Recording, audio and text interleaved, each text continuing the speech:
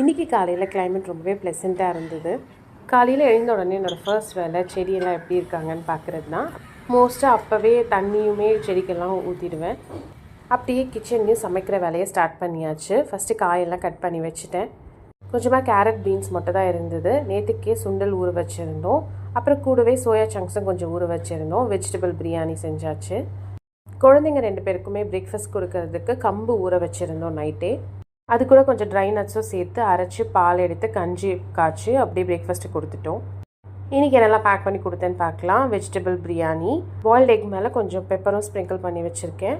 Cucumber ரைத்தாவுமே கொடுத்துருந்தேன். ஸ்நாக்ஸுக்கு papaya, அப்புறம் பிஸ்கெட் ஸ்டிக்ஸ்ன்னு சொல்லிவிட்டு அவங்க அப்பா வாங்கிட்டு வந்திருந்தாரு. அதுவுமே கூட வச்சுருந்தேன். இன்றைக்கி லெமன் ஜூஸ் தான் கேட்டிருந்தாங்க, அதனால அதுவுமே வச்சாச்சு. கரெக்டாக ஒரு 2 to 3 டேஸ்க்கு மெனு பிளான் பண்ணி அதுக்கேற்ற மாதிரி காய் பழம்லாம் வாங்கிட்டோன்னா குழந்தைங்களுக்கு நல்லா ஹெல்த்தியாக மெனு பிளான் பண்ணுறதுக்கு ஈஸியாக இருக்கும்.